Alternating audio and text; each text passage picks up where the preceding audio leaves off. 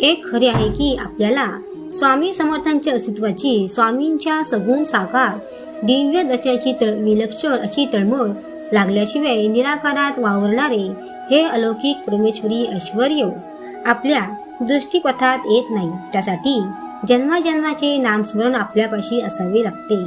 आपल्या प्रेम भरल्या हाका त्यासाठी प्रथम स्वामीपर्यंत पोचवावे लागतात.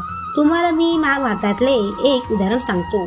भक्त श्रेष्ठ अर्जुन भगवान श्रीकृष्णाच्या नामस्मरणात अक्षरशः बुडून गेला होता की एका भगवंताखेरीज त्याला काहीही नको होते.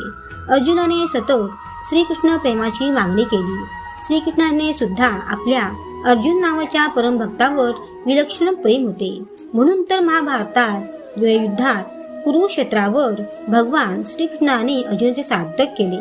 आपल्या या लाडक्या भक्ताने हट्ट धरला म्हणून प्रत्यक्ष मानवी रूपात प्रगट झालेले म्हणून भगवंताला विनंती केली की श्रीकृष्णाने आपल्या अवकाशरूपी भव्य भक्तासाठी केले. याचा अर्थ असा की भगवंत आपल्या परमभक्ताच्या सर्व इच्छा पूर्ण करतो.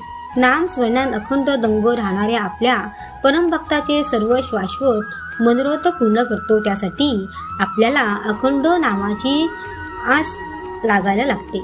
मनाला स्वामी समर्थांची तळमळ लागली तर स्वामी आपल्या भक्तांसाठी जिथे असतील तिथून अक्षरशः धावत येतात.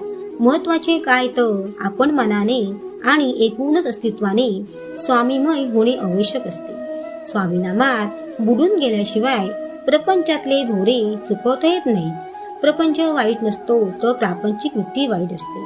ही प्रापंचिक वृत्ती माणसाला सतत नामस्मरणापासून मागे खेचत राहते. म्हणून ही प्रापंचिक वृत्ती आणि देहभावनेने जगणे प्रथम नष्ट करा. स्वामी नामाची काळीच ओढ लागल्याशिवाय ही देहबोली नष्ट होत नाही.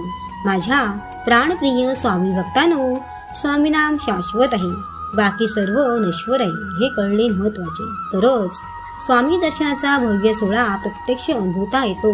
एकच करा, स्वामीनामात गर्क व्हा. श्री स्वामी समर्थ.